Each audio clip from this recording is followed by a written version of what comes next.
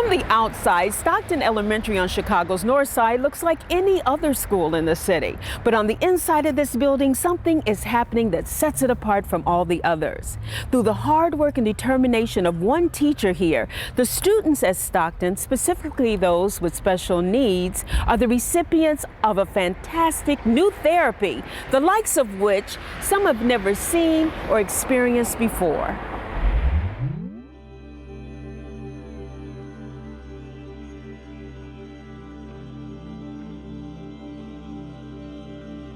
Although it's the middle of the day, these children are taking a well-deserved break from their classroom and their schoolwork.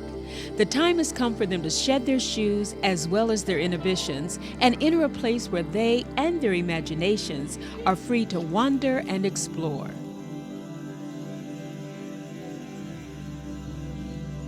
They arrive in small groups to what on first glance appears to be a rather stark but modern-looking indoor play area. However, once the lights are dimmed, this place transforms into a room so unique that only 2 such places exist within the entire Chicago public school system. This is called a snoezelen room. It was a concept that was developed in Holland in the 70s by a psychologist who wanted to give a more sensory atmosphere for people with developmental disabilities. Marilyn Sandler, a veteran teacher and speech therapist, brought the idea of snoezelen to Stockton after receiving a grant and traveling to Israel to learn from one of the world's foremost experts in this emerging field.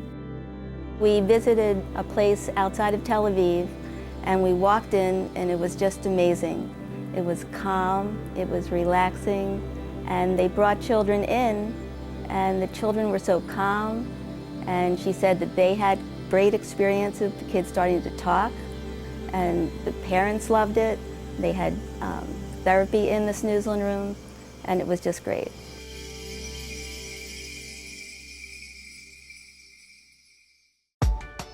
Snoezelen, a made-up word derived from the Dutch verbs snuffelen, to explore, and doezelen, to relax, is a revolutionary therapy used to treat people with a variety of special needs, including autism, Down syndrome, developmental delay, and those with emotional or behavioral problems.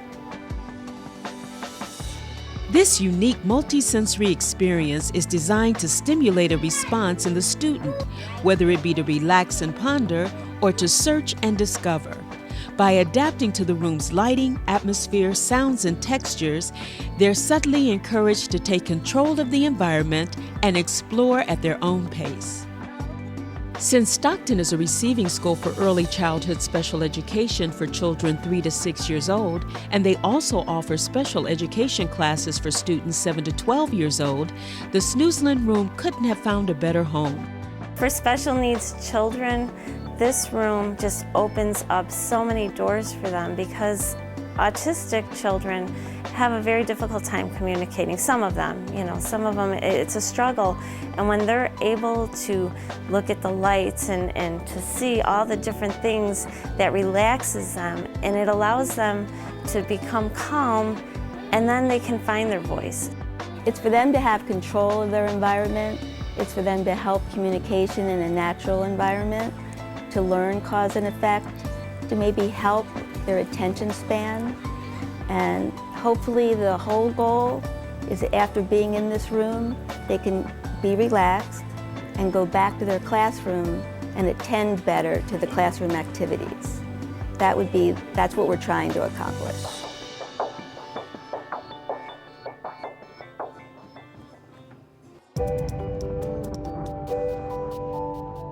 It was while studying the concept in Israel that Marilyn came up with the idea that Stockton could use a snoezelen room of its own. Back in Chicago, however, she soon realized that knowledge of the subject and the inspiration to have one weren't the only thing she'd need to achieve her goal. Snoezelen rooms are expensive to build, and she wasn't even sure she'd have a place to put one even if she did have the money. When she came back, there was no stopping her. She was determined to bring snoezelen and this wonderful sensory room to the children of Stockton School. And she asked me if she could raise the money, if I would keep a room for her, and I said absolutely. But if you would have seen this room before its transformation, you would have been maybe a little bit skeptical too. With the okay from her principal and a room now waiting for her, Marilyn set out on what would become a 2-year effort to raise the funds to build the snoezelen room. Her quest began when she sought out then CEO of Chicago Public Schools, now Secretary of Education, Arne Duncan. He loved the idea and promised that CPS would match any funds she raised. Marilyn then reached out to the Washington Square Health Foundation, a local organization that helps promote access to adequate health care by providing grants to various causes.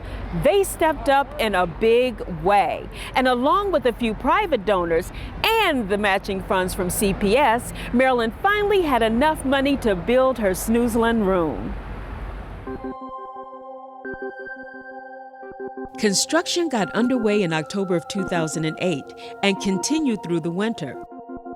Finally, in March of 2009, Stockton's snoezelen room became a reality, and its impact was felt, seen, and heard almost immediately. Everything in the room is interactive.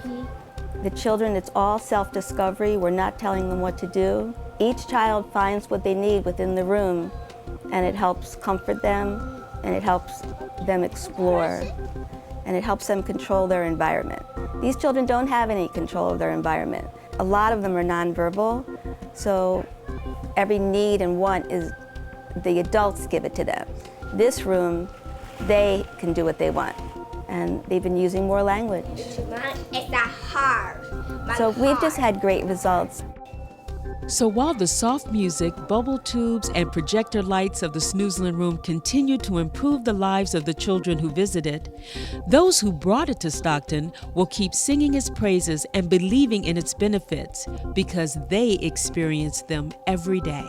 When you can see kids that weren't able to speak before speak their first word, it's amazing. I mean, I can't even tell you how incredible and how touching and emotional it is. And she's opened up a world for our kids. It's all these little things. They're just smiles all the way around. They're as happy as can be in here. It's good for their self-esteem. Everybody wants to feel happy.